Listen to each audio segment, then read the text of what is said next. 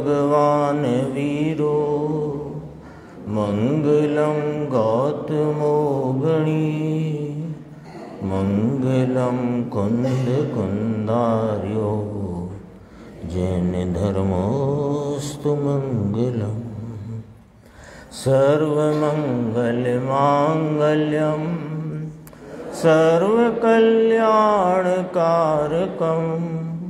प्रधानम सर्वधर्माणां जैनम जयतु शासनम। मैं नमो तीर्थनायक को, नमो ओंकार वाणी को, नमो उन कुंद प्रभु को जिन्होंने ओंकार धारण की। अहो उपकार जिनवर का, कुंद का दिव्य वाणी का, जिन कुंद ध्वनि दाता उन कहान स्वामी का। चिदानंदिक रूपाए जिनाए परमात्मने, परमात्म प्रकाशाए नित्यं सिद्धात्मने नमः। परमात्म प्रकाश नाम का ग्रंथ है और इसकी अपनी निरंतर स्वाध्याय पिछले 2 दिनों से चलती है। आचार्य योगेंद्र देव कृत यह ग्रंथ गुरुदेव श्री फरमाते हैं कि इसमें आचार्य कुंद कुंद देव की पूरी छाप दिखाई देती है और ब्रह्मदेव सूर्य आचार्य की टीका है तथा इस गाथा के व्याख्यान में द्रव्य पर्याय की भिन्नता और स्वतंत्रता की गूंज पूज्य गुरुदेव श्री के व्याख्यान के आधार से अपन उस भाव को समझने का निरंतर प्रयास कर रहे हैं। ये गाथा का जो पहला पद है न वि उपजयी न वि मरई, है ना, यहाँ से थोड़ा अपन बात को लेकर 257 नंबर के पेज पे चलेंगे। थोड़ी सी चर्चा यहाँ से देखते हैं। णवि उपजयी कि वह जीव उत्पाद पर्याय में नहीं आता। नवि मरई माने वह व्यय रूप पर्याय को नहीं करता। ये बात आई ना। तो आत्मा तो उत्पाद व्यय ध्रुव युक्तम सत है ना, ये बात तो प्रसिद्ध है, तत्वार्थ सूत्र का मुख्य सूत्र है। प्रवचन सार में इस बात को आचार्य कुंद कुंद देव ने ज्ञेय तत्व प्रज्ञापन में बहुत विस्तार से लिया और उसी आधार से उमा स्वामी ने इस सूत्र की रचना उसमें आई ये बात कि उत्पाद व ध्रुव युक्तम सत। तो यह तो प्रमाण के विषय का सत है। आया ना, ये प्रमाण के विषय का सत है। समझ में आया। और शुद्ध निश्चय न से यानी त्रिकाली वस्तु को देखने वाले न से देखें तो आत्मा उत्पाद को नहीं करता, व्यय को नहीं करता, बंध को, मोक्ष मार्ग को नहीं करता। ये अपना विषय चलता है। अभी अपन ने पूज्य गुरुदेव श्री का समय सार परमागम की बहुत ही सुंदर गाथा जो कही जाए 6वें नंबर की गाथा, उसका बहुत मार्मिक व्याख्यान था। यानी आज का जो व्याख्यान था बहुत सूक्ष्मता लिए हुए था। उसमें ज्ञायक भाव की चर्चा तो आई ही कि उपासित होता हुआ शुद्ध है, तथा वह कैसे जानने में आता है तो वो जानने के मैकेनिज्म का भी पूरा उसमें वर्णन आया है ना। अग्नि और दाहकृत, अग्नि और ईंधन के उदाहरण से आपने एक बात को गौर किया होगा। गुरुदेव श्री ने फरमाया था कि प्रमाण ज्ञान जो है, प्रमाण में जो वस्तु का ज्ञान है, वस्तु तो वस्तु रूप है ना। ये चैतन्य भगवान आत्मा भी वस्तु रूप है, जगत के सब पदार्थ वस्तु रूप हैं, उनका जानना प्रमाण होता है ना। वस्तु प्रमाण कहते हैं ना, वस्तु प्रमाण है। दरअसल में वस्तु तो वस्तु है और उसका जानना प्रमाण होता है, क्योंकि ये प्रमाता है, ये ज्ञायक भगवान प्रमाता है और जितने जगत के पदार्थ हैं वे प्रमेय हैं और उनका जानना वो प्रमाण है। बराबर आया ख्याल में? तो ये जो प्रमाण है वो जानने का भाव है। तो उसको गुरुदेव ने कहा कि यह तो सद्भूत उपचरित व्यवहार का विषय है। प्रमाण को बहुत सुंदर व्याख्या गुरुदेव ने नए विवक्षा की आज ली। वो 4 व्यवहार बताए ना, अध्यात्म के 4 व्यवहार, उपचरित, अनुपचरित, सद्भूत, असद्भूत, ऐसे सबकी बात की। उसके बाद ये बात आई कि ये जो प्रमाण ज्ञान है, स्वपर प्रकाशक प्रमाण ज्ञान, वह उपचरित सद्भूत व्यवहार का विषय है। खुलासा किया, ज्ञान अपना है ना, इसलिए सद्भूत है, और उसमें स्वयं पर के ऐसे भेदों का जानना हुआ, इसलिए वो व्यवहार है ना। और उपचरित कहा, उपचरित क्यों लिया कि पर भी आया उसमें, इसलिए उपचरित लिया। जो 4 नए की बात आई थी उसको भी थोड़ा सा दोहरा लेते हैं। जो प्रमत्त भाव हैं, शुभ अशुभ राग विकार आदि, तो शुभ अशुभ विकार रूप राग, इनको असद्भूत में डाला। दोनों शुभ अशुभ राग, राग असद्भूत है, क्योंकि इस चैतन्य की स्वभाव सत्ता में वो नहीं है, तो वो असद्भूत है। उसमें फिर 2 भेद किए, उपचरित और अनुपचरित। तो जो बुद्धिपूर्वक का राग है उसे उपचरित में लिया, और जो ख्याल में आता नहीं, बुद्धि गोचर होता नहीं, ऐसा बुद्धि गोचर नहीं होता हुआ जो राग है वो अनुपचरित में लिया। फिर तीसरी बात ली कि ये जो अप्रमत्तादि भाव हैं, यानी निर्विकारी भाव हैं, वे निर्विकारी भाव सद्भूत उपचरित में लिए। निर्विकारी भाव सद्भूत उपचरित में लिए। और जो 7वीं गाथा में गुण भेद कहेंगे कि दर्शन ज्ञान चारित्र आदि के जो गुण भेद हैं वो सद्भूत अनुपचरित व्यवहार में जाते हैं। ये बात थोड़ी इसलिए ख्याल में लेना, यूँ तो अभी पंडित जी साहब आएंगे, वो इस गाथा का बहुत गंभीरता से उसका अपने को विस्तार सुनने को मिलेगा। ये चारों प्रकार के व्यवहार जो यहाँ कहे, इन सब का निषेध 11वीं गाथा में है, जहाँ कहा ना व्यवहार नए सब ही अभूतार्थ है। तो ये चारों आ गए उसमें, चारों को ही वहाँ पर अभूतार्थ कहकर उसका लक्ष्य छुड़ाया है, गौण कराया है। ये चर्चा वहाँ आएगी। दरअसल में तो चर्चा को यदि अपन देखें समय सार के क्रम को, तो 6वीं 7वीं गाथा में जिस प्रकार व्यवहार को व्यवहार स्थापित किया और एक शुद्ध नय का विषय स्थापित करके 8वीं 9वीं 10वीं गाथा, ये तो व्यवहार के प्रतिपादन की गाथा है। तो सीधा विषय जुड़ता है 7वीं गाथा से 11वीं गाथा में, और 11वीं गाथा में विषय जुड़कर 12वीं गाथा में चरणान योग भी वहाँ पर रख दिया। ते काले जानेला प्रयोजनवान है। वो तो चर्चा उधर की थी, ये तो थोड़ा ख्याल में आ गया तो आपके साथ उसको शेयर किया।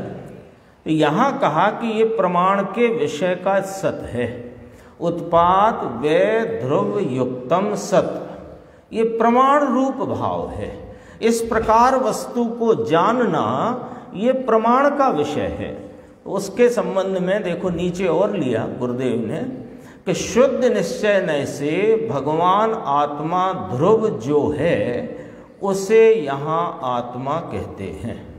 नित्यानंद स्वभाव है उसे यहाँ आत्मा कहते हैं। वह आत्मा जन्मता नहीं, अर्थात उत्पाद में आता नहीं, मरता नहीं, अर्थात व्यय में आता नहीं, उत्पाद व्यय ध्रुव युक्तम सत है ना, परंतु वह तो पूरे द्रव्य की बात की है। उत्पाद व्यय ध्रुव युक्तम सत, वो तो पूरे द्रव्य की बात की है। अपने अलीगढ़ वाले भाई साहब थोड़ा ख्याल करना आप जरा, यहाँ पॉइंट अपना, ये उत्पाद व्यय ध्रुव युक्तम सत कहा, ये पूरे द्रव्य की बात की है। पर की अपेक्षा से इस स्वय द्रव्य की पूरे की बात की है। लेकिन मूल द्रव्य दृष्टि का विषय भूत, स्वीकार करने के योग्य, अहम करने लायक, आश्रय भूत भाव, आलंबन करने के योग्य जो द्रव्य स्वभाव रूप द्रव्य है, ध्रुव स्वभाव रूप जो द्रव्य है, उसकी जो बात चलती है उसमें कहते हैं कि वह उत्पाद में आता नहीं और व्यय में आता नहीं। ये वाली बात है ना। 257 पेज है जो मैं लेना चाहता हूं। अगला प्रवचन है गुरुदेव का 257 पेज पर अपन ये चर्चा थोड़ी देखेंगे।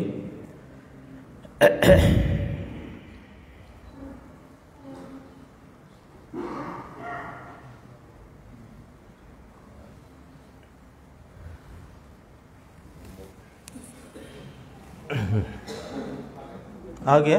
अच्छा, देखो, शुद्ध पारिणामिक परम भाव है ना। टीकाकार आचार्य ब्रह्मदेव सूरी ने यह पंक्ति यहाँ पर रखी कि शुद्ध पारिणामिक परम भाव ग्राहक शुद्ध द्रव्यार्थिक नय से, यह द्रव्य किसी का कर्ता किसी भाव का, निर्मल अनिर्मल मोक्ष बंध किसी का कर्ता नहीं। तो देखो, शुद्ध पारिणामिक परम भाव यानी त्रिकाल परम भाव यानी भूतार्थ भाव यानी सत्यार्थ भाव यानी पर्याय बिना का भाव, ये 68 गाथा में इसी को दिखाया जा रहा है परमात्म प्रकाश की। 6वीं गाथा में भी यही दिखाया जा रहा है और 11वीं में तो इसका सीधा विषय कह दिया कि जो इसको देखे सो सम्यक दृष्टि होता है। एकदम सीधी बात करी है।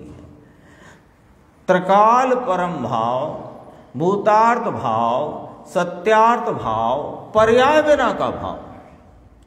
उत्पाद व्यय ध्रुव है ना, तो उत्पाद व्यय बिना का है ध्रुव। लो, थोड़ा समझो बात को भैया। ये जो उत्पाद व्यय ध्रुव युक्तम सत कहा, ये तो प्रमाण का विषय लिया। यहां प्रमाण का नहीं लेना है, यहां दृष्टि का विषय लेना है। ख्याल में आई बात? फर्क समझ में आया ना आप लोगों को? पीछे वाले भाइयों को भी ख्याल में आता है ना बात? क्योंकि मुझे चेहरा नहीं दिखता है। एक समीर गांधी जी भी बैठे होंगे, मेरे परिचित हैं वो, बराबर उनका हाथ दिखा मुझे। भाई समीर जी, समझ में आ रही है ना बात? सीधी सच्ची बात है। उत्पाद व्यय ध्रुव युक्तम सत, ये जो सत रूप वस्तु कही, ये प्रमाण रूप द्रव्य है।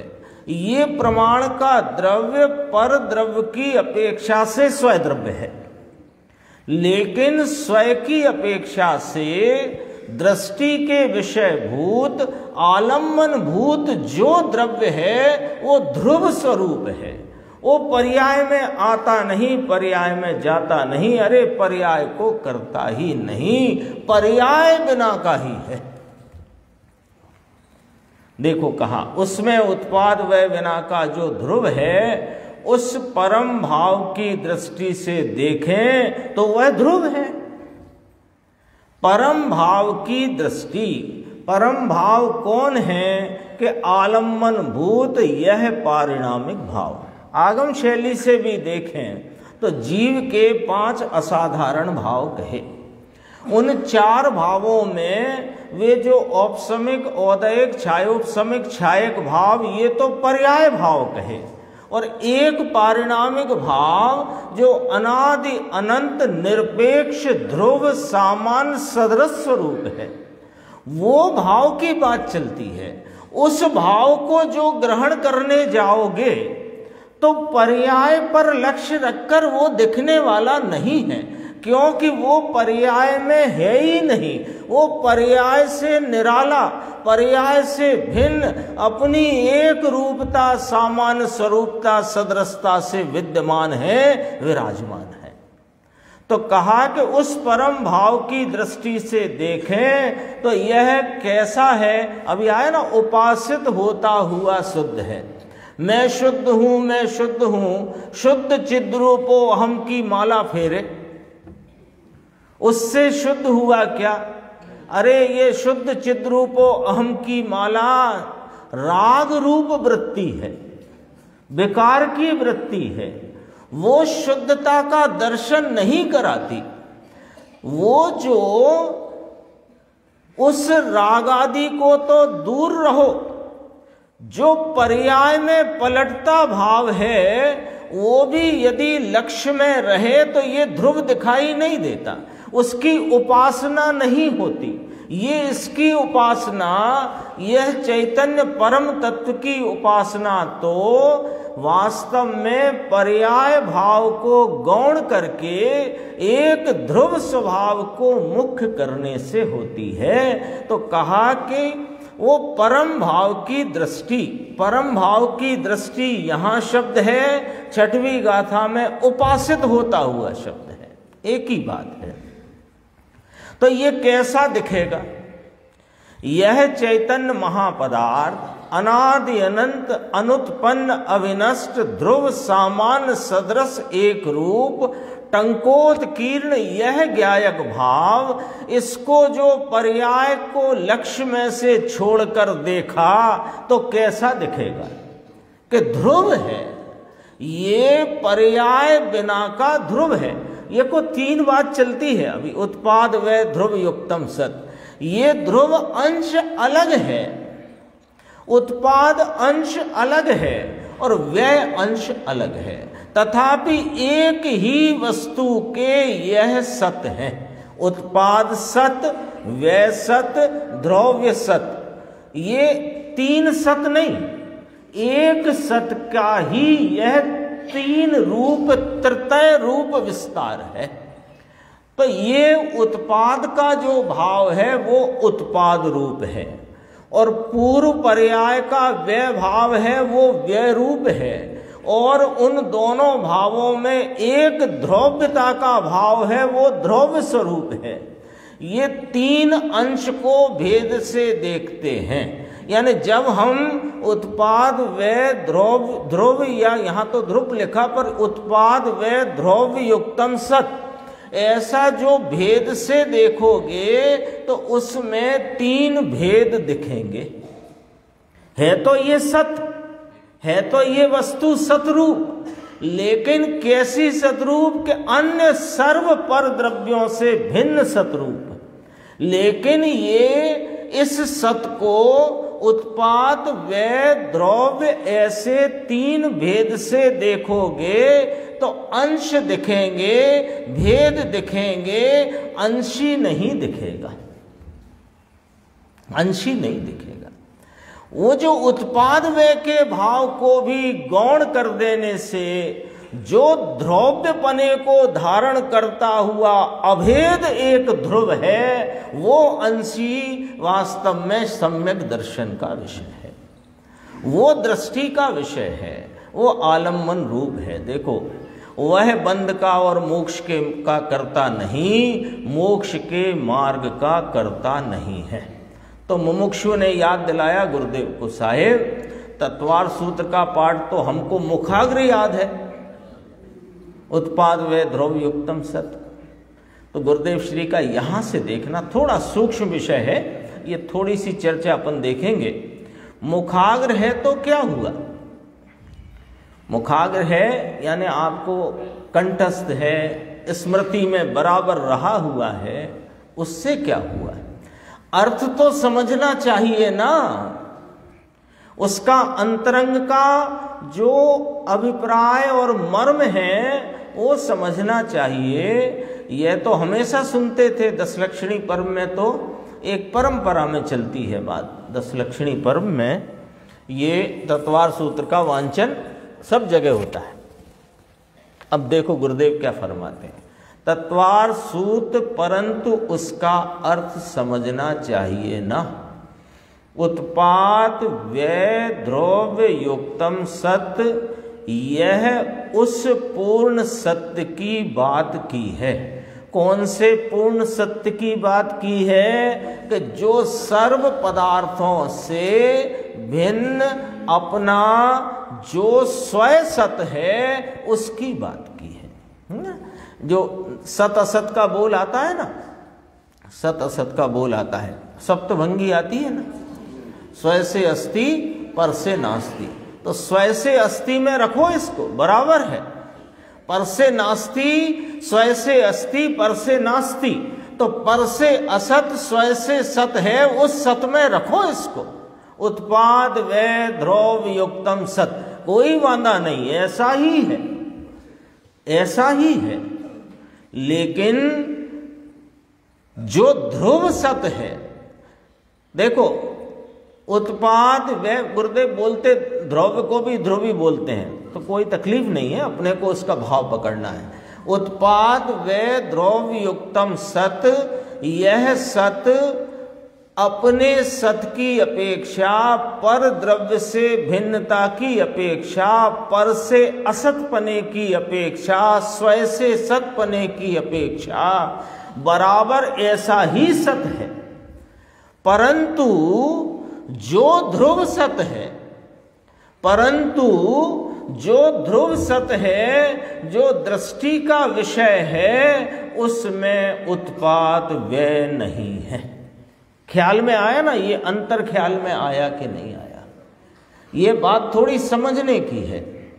ये वस्तु और वस्तु में वह भाव जो आलम्बन के लिए का है, वस्तु है ना पूरी, है ना, ये जो दिख रहा है इसमें तो अभी बहुत बाहर का मामला है ना। ये असमान जाति द्रव्य पर्याय में शरीर द्रव्य कर्म ये सब एक क्षेत्र अवगाही, उनको तो दूर रहो। परिणति में जो भाव कर्म आदि रागादि विकार हैं उनको भी दूर रहो। यहाँ तो अपना जो द्रव्य और उसकी ही वर्तमान व्यक्तता का भाव, वह भी उस ध्रुव में नहीं आता है जो दृष्टि का विषयभूत है। अपने को तो वो चाहिए ना जिसका आलम्बन लेने से मेरी पर्याय में सुख और आनंद का संचेतन हो जाए। क्योंकि सुख तो सबको चाहिए, किसको नहीं चाहिए? नहीं चाहिए हो तो हाथ उठा दो भाई, और चाहिए हो तो मैं समझ ही गया कि सबको चाहिए। सबको चाहिए तो सुख मिलेगा कहाँ? थोड़ा विषय को अपन थोड़ा सा विराम देते हैं, यानी थोड़ा सा हल्का करके उसको विचार करते हैं। यदि सुख चाहिए तो मिलेगा कहाँ? घर गए हैं, प्यास की वेदना है, पानी चाहिए, तो पानी चाहिए तो पानी मिलेगा कहाँ? ये ख्याल में रखते हो कि नहीं रखते? अरे घर में ही मिलेगा, अरे घर में तो मिलेगा, पर किचन में, फ्रिज में, जहाँ है वहाँ मिलेगा कि ड्राइंग रूम में, कि बेडरूम में मिलेगा, है ना? ख्याल करो जरा सा। तो फिर वहाँ वो घर नहीं है क्या? अरे वो भी घर है, लेकिन पानी कहाँ मिलेगा? प्रश्न तो अभी ये खड़ा है। अभी तो तृषा लगी है ना, तो तृषा की वेदना को मिटाने के उपचार रूप पानी की यदि जरूरत है तो पानी कहाँ मिलेगा, इस बात को जानने की जरूरत है कि वो वहीं मिलेगा। ये भी तो वही है, ये स्वाध्याय भवन भी वही है, और बाहर वो कैंपर है वो भी वही है। लेकिन यहाँ यदि तृषा आपको सताती हो तो आपको मालूम होना चाहिए ना कहाँ जाना है। तो सुख यदि चाहिए तो जहाँ सुख है वहाँ जाना है। तो सुख कहाँ है कि सुख इस त्रैकालिक ज्ञायक भगवान आत्मा में, ये सुख सरोवर है, ये सुख का सागर है, इसका आलम्बन लोगे तो सुख मिलेगा। अब उसका आलम्बन यदि लेना है तो वो आलम्बन भूत भाव किस प्रकार रहा हुआ है, कैसा रहा हुआ है, ये आचार्य परमात्मा ज्ञानी धर्मात्मा पूज्य गुरुदेव श्री हमको बताते हैं। वो बात को हमें बहुत ही समझो अत्यंत उत्कट जिज्ञासा से समझना चाहिए। क्योंकि अभी जैसे कोई भाई बहन होंगे जिनके चलो घुटनों में दर्द होगा, तो आज तो रविवार है ना, तो कोई अखबार में रविवार में के अखबार में वो स्वास्थ्य का कॉलम आता है, और कदाचित आज 10 तारीख वाले अखबार के पन्ने पर वो स्वास्थ्य के कॉलम में घुटने के दर्द का या घुटने के संबंध का कोई आलेख आया है। अब हम अखबार पढ़ने बैठे तो वहाँ कितनी जिज्ञासा से पढ़ते जाते हैं, और उसमें जो डॉक्टर ने लक्षण बताए हैं उन लक्षणों को अपने में है कि नहीं मिलाते जाते हैं, और उसका उपचार क्या कह रहे हैं वो समझते जाते हैं, कितनी गहरी जिज्ञासा से। तो वहाँ तो वास्तव में घुटना दुखता है, ये तो दर्द वर्द शरीर को तो होता नहीं, ये तो अरोचक भाव जो परिणति में खड़ा होता है वही दुखता है, और कुछ नहीं दुखता है। लेकिन यहाँ तो सुख चाहिए, तो सुख का सरोवर यहाँ विराज रहा है। वो सुख सरोवर यहाँ विराजता है तो साहिब कैसे विराज रहा है, कहाँ विराज रहा है, क्या देखें कि वह दिख जाए, और क्या देखना छोड़ दें कि वो दिख जाए। ये वाले मुद्दे की बात यहाँ पर चलती है। देखो, जो ध्रुव सत है उसमें उत्पाद व्यय नहीं है। बोलो साहब, ये बात स्वीकार होती है कि नहीं होती? इतना अपन ने खुलासा, अपन ने विचार किया, ये बात स्वीकार होती है कि नहीं होती है? क्या बात कि वो जो आश्रयभूत जिसके आलंबन में सुख मिलता है, वो ऐसा पदार्थ, ऐसा वह द्रव्य स्वरूप ध्रुव भाव, वो उसमें उत्पाद व्यय नहीं है। ये स्वीकार हुआ कि नहीं हुआ, ये पॉइंट है। क्योंकि ये स्वीकार नहीं तो आगे बात समझना कठिन पड़ जाएगी। किसी को नहीं स्वीकार हो तो उस बात को विचार करना, मैं अभी प्रश्न करने की नहीं कह सकता क्योंकि समय की पाबंदी है, लेकिन आप विचार करना, बाद में अपन चर्चा कर सकते हैं। एक कल भी प्रश्न आया था, उसको भी मैं थोड़ा खुलासा लूंगा, पर ये थोड़ी बात लेते हैं। जो ध्रुव सत है उसमें उत्पाद व्यय नहीं है। नहीं तो यानी वैसे तो उत्पाद भी सत है, व्यय भी सत है। अभी कहा था ना, उत्पाद सत, व्यय सत, द्रव्य सत, एक सत के 3 विस्तार। 3 सत नहीं, 3 सत नहीं, एक सत के 3 विस्तार। 3 विस्तार कैसे कि वो मैं अभी एक प्रवचन सार की 101 गाथा का उदाहरण लूंगा तो आपको ख्याल में आएगा, वो देखना। सत, उत्पाद, व्यय। देखो, नहीं तो माने वैसे तो उत्पाद भी सत है, व्यय भी सत है, परंतु वह सत, उत्पाद, व्यय दोनों को सत कहा ना, उत्पाद को भी सत कहा, व्यय को भी सत कहा। तो कहा कि जरा देखना भैया, सूक्ष्म बात है, थोड़ा कोई की एकाग्रता यदि इधर उधर हो गई हो तो मैं निवेदन करता हूं कि उस एकाग्रता को वापस ले आओ जरा थोड़ी देर के लिए, बहुत सूक्ष्म बात है। लेकिन निश्चय से वास्तव में यह ध्रुव स्वभाव उत्पाद व्यय के हेतु बिना का है। ये ध्रुव ज्ञायक भगवान, ये ध्रुव स्वभाव उत्पाद व्यय बिना का है, ये तो कहा ही था। अब जरा और सूक्ष्मता से समझो कि ये इसको उत्पाद की भी अपेक्षा नहीं और व्यय की भी अपेक्षा नहीं, ये अपने निरपेक्ष पने ही यह ध्रुव्य ध्रुव सत है। निश्चय से उत्पाद व्यय का हेतु बिना यह ध्रुव है, जरा सूक्ष्म बात है। निश्चय से तो उत्पाद है ना, वह भी व्यय के हेतु से नहीं है। देखो, ये दृष्टि प्रधान शैली से चर्चा चलती है तो उसको उसी हिसाब से लेना। कल पंडित जी साहब कहते थे ना, शैलेश भाई, कि वो डॉक्टर का पर्चा समझ में आना आपको जरूरी है। वो भाषा आपको समझ में आएगी तो आपका व्यापार चलेगा, नहीं तो कैसे चलेगा। तो वो भाषा को थोड़ा समझने का अपन प्रयास करो। देखो क्या कहते हैं,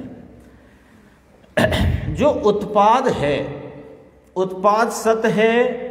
एक समय में देखना पूरा है ना। सोचो कि हमने एक समय के लिए अपने इस ज्ञान के जानने की प्रक्रिया को एक समय पर रोक दिया है, एक समय पर रोक दिया है। एक समय पर रोका तो वहां उत्पाद है कि नहीं, और पूर्व पर्याय नहीं है रूप से है कि नहीं, यानी व्यय है, और द्रव्यपना है कि नहीं। तो तीन सत आपको एक समय में दिखे कि नहीं दिखे, उत्पाद सत, व्यय सत, द्रव्य सत। ठीक। अब देखो, उत्पाद रूप जो सत है उससे व्यय और द्रव्य की अपेक्षा नहीं, और व्यय रूप जो सत है उससे उत्पाद और द्रव्य की अपेक्षा नहीं, और द्रव्य रूप जो ध्रुव भाव अपना सत स्वरूप, इसको उत्पाद व्यय की अपेक्षा नहीं। ये 101 गाथा प्रवचन सार में ये बात ली है। वहां पर बीज, अंकुर और वृक्षत्व का दृष्टांत लिया है ना। थोड़ा सा समझना, आपको एकदम बिल्कुल समझो, बहुत सरलता से ख्याल में आ जाएगी बात, कठिन नहीं है।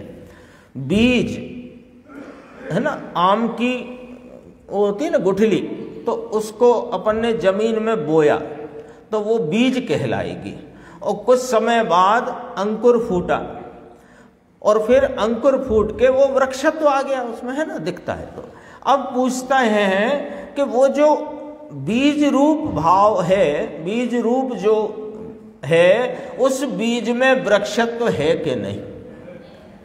यदि बीज में वृक्षत्व नहीं तो क्यों गड्ढा खोदा, क्यों उसको गाड़ा।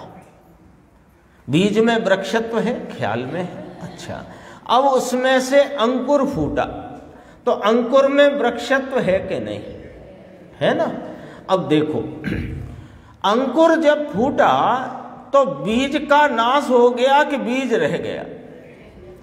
बीज का नाश हुआ, अंकुर का उत्पाद हुआ। बीज का नाश हुआ, अंकुर। मैंने तो जरा बड़ी गुठली ले ली ना, छोटा बीज भी लो, तो बीज का नाश हुआ, अंकुर का उत्पाद हुआ। तो बीज का नाश बीज के आधार से है, और अंकुर का उत्पत्ति, अंकुर का उत्पाद वो उत्पत्ति के आधार से है, और दोनों में वृक्षत्व का रहना वो वृक्षत्व के आधार से है। तो बोलो, बात ख्याल में आई क्या, कि उत्पाद उत्पाद के आधार से, उसको व्यय द्रव्य की अपेक्षा नहीं, व्यय व्यय के आधार से, उसको उत्पाद द्रव्य की अपेक्षा नहीं, और द्रव्य जो है वह द्रव्य अपने आधार से है, अपने से ही उसका द्रव्यपना है, उसे उत्पाद और व्यय की अपेक्षा नहीं है। ये वाली बात यहां पर आई। देखो मैं पढ़ता हूं, निश्चय से तो उत्पाद है वह भी व्यय के हेतु से नहीं है, उत्पाद है वह ध्रुव के हेतु से नहीं है, व्यय उत्पाद के हेतु से नहीं है। दिखता है ना बराबर, है ना, सामने है ना, यही पंक्तियां। व्यय ध्रुव के हेतु से नहीं, हेतु नाम अपेक्षा, व्यय ध्रुव की अपेक्षा से नहीं, हेतु से नहीं है, और ध्रुव उत्पाद व्यय के हेतु से नहीं है। कहते हैं गुरुदेव, ऐसा वीतराग मार्ग है कहाँ। बापू, ये दिगंबर के अतिरिक्त कहीं नहीं है। कहीं नहीं है। उसमें दिगंबर में अर्थ करने वाले को उल्टा घोटाला उठा। दिगंबर में ही यह माल है और दिगंबरों को इस माल की खबर नहीं, और कदाचित जितना माल उनके हाथ आया तो घोटाला कर बैठे।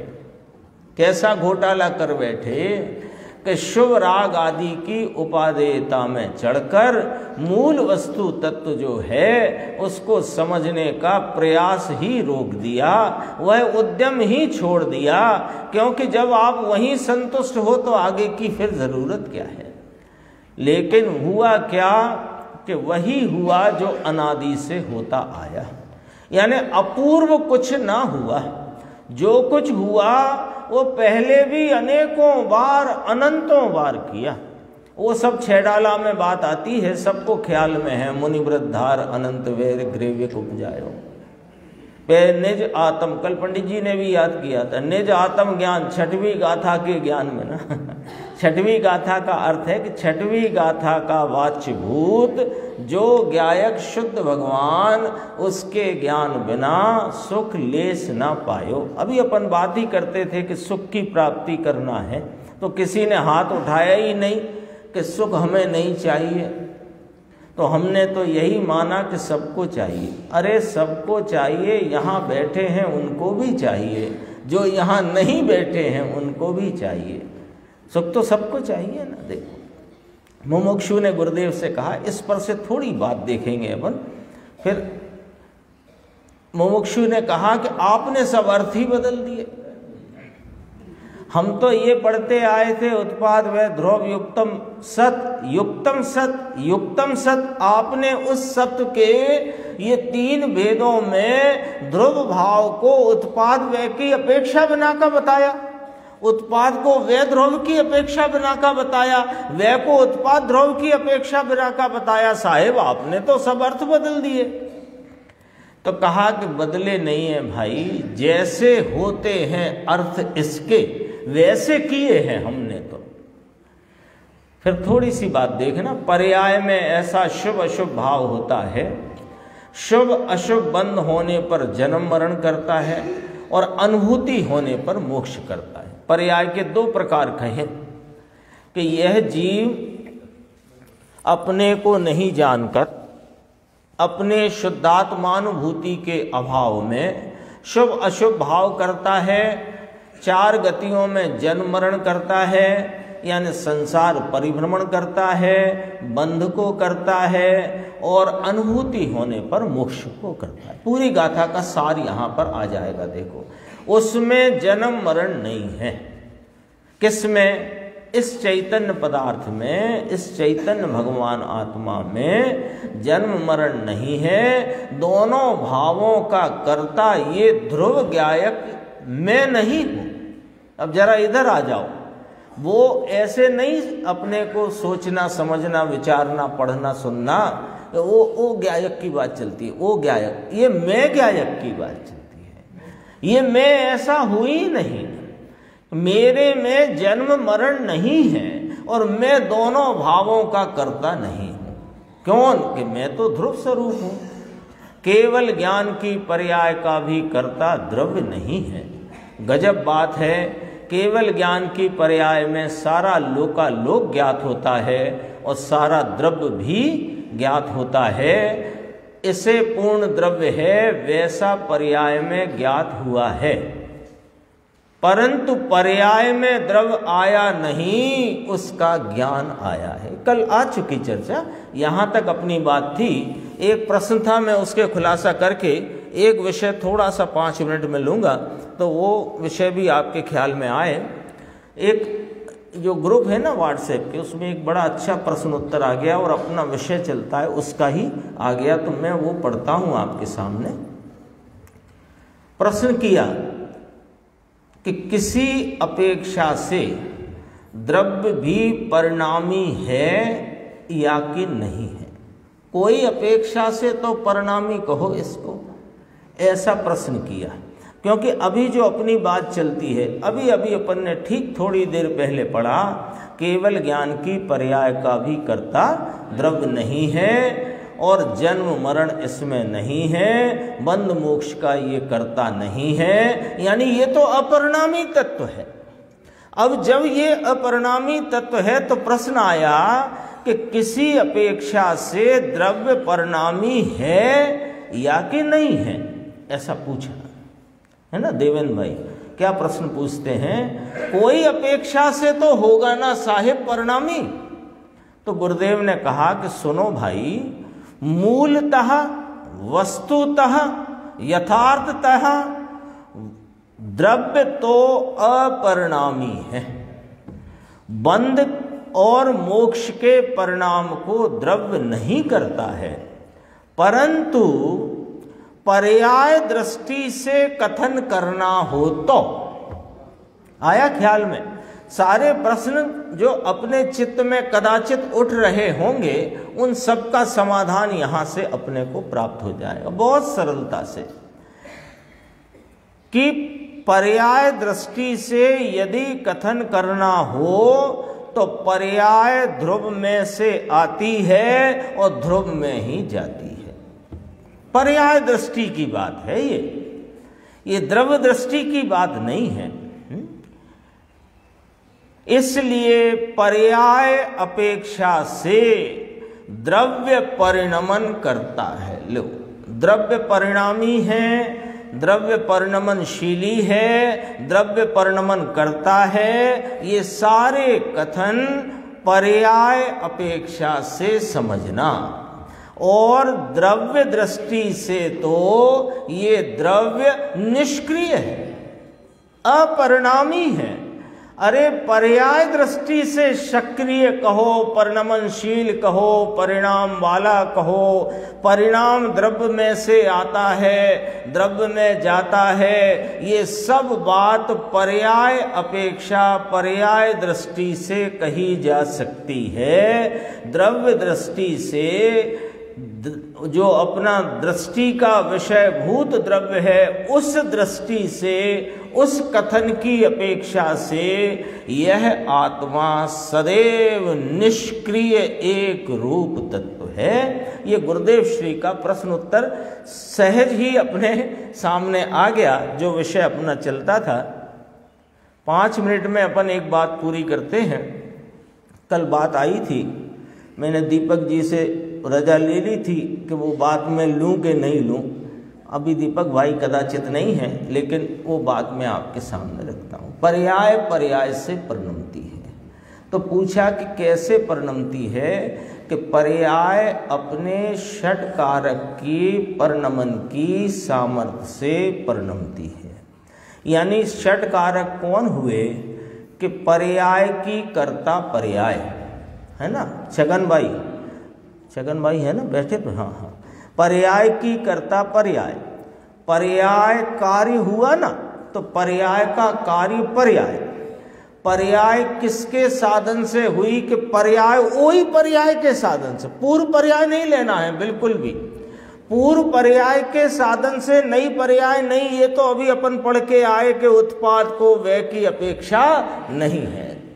तो पर्याय का कर्ता पर्याय, पर्याय कर्म रूप स्वयं पर्याय, पर्याय का साधन पर्याय, पर्याय का अपादान पर्याय, संप्रदान पर्याय और अधिकरण भी पर्याय ही है।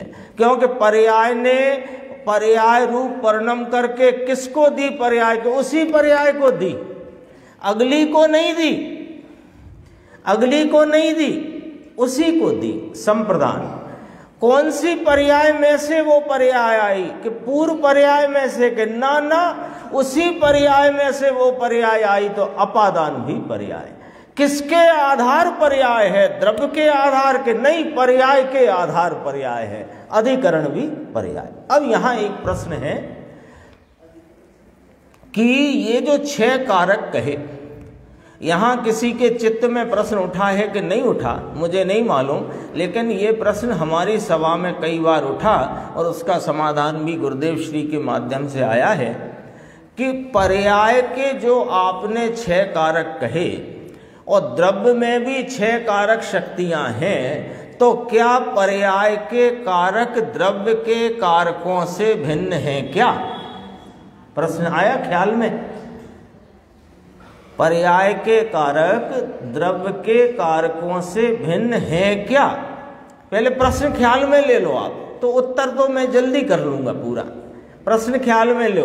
पर्याय के, क्योंकि अभी कहा ना पर्याय अपने 6 कारकों से परिणमती है, तो पर्याय के कारक न्यारे और द्रव्य के कारक न्यारे, ये कैसे हो गया जादू?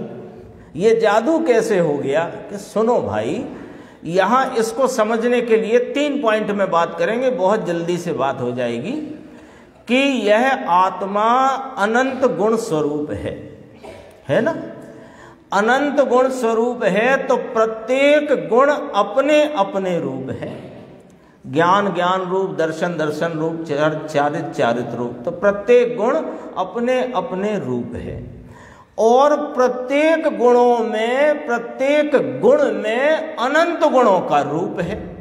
विभुत्व शक्ति याद करो, प्रत्येक तो अनंत गुण है, सब गुण अपने अपने रूप, फार्मूला है याद कर लो, सब गुण अपने अपने रूप और प्रत्येक गुण में अनंत गुणों का रूप। आ गया ख्याल में? अच्छा, अब अपन कुछ गुणों को याद करते हैं। ज्ञान, दर्शन, सुख, चारित्र, वीर्य, प्रभुता, विभुता, ठीक है ना? और कर्ता, कर्म, करण, संप्रदान, अपादान, अधिकरण, ये भी शक्तियां ना, 6 शक्तियां, 47 शक्ति में आई चर्चा। तो ये भी वस्तु में त्रिकाल रही है ना, तो जो त्रिकाल रही है, कर्ता, कर्म, करण, संप्रदान, अपादान, अधिकरण, ये द्रव्य के कारक हैं, क्योंकि वे द्रव्य के साथ त्रिकाल रहे हुए हैं, क्यों गुणात्मक है ना वस्तु, तो उसमें रहे हुए हैं। अब ये पर्याय में कैसे आए कि सुनो, एक समझो ज्ञान की पर्याय लेते हैं अपन, ज्ञान की पर्याय सम्यक ज्ञान रूप परिणमित हुई, ज्ञान की पर्याय सम्यक ज्ञान रूप परिणमित हुई, स्वरूप संचेतन रूप परिणमित हुई, तो वह स्वरूप संचेतन की जो पर्याय है, वो पर्याय किस गुण की पर्याय है? ज्ञान गुण की पर्याय है, ठीक है ना? अब ये ज्ञान गुण की पर्याय को किसने किया? कि उस पर्याय ने किया। कैसे किया? कि कर्ता, कर्म, करण, संप्रदान, अपादान, अधिकरण, ये 6 ही गुणों के शक्तियों का रूप ज्ञान गुण में है कि नहीं? तो ज्ञान गुण का जो जानने का संचेतन का परिणाम है, उस संचेतन के परिणाम में अनंत गुणों का रूप भी आ गया। जैसे एक गुण में अनंत गुण का रूप है, तो ज्ञान गुण की उस पर्याय में अनंत गुणों का रूप भी आ गया। अब संचेतन की पर्याय कहेंगे तो वह ज्ञान की पर्याय कहलाएगी, श्रद्धा की न कहलाएगी, चारित्र की नहीं कहलाएगी, सुख की नहीं कहलाएगी। संचेतन की पर्याय तो ज्ञान की पर्याय कहलाएगी।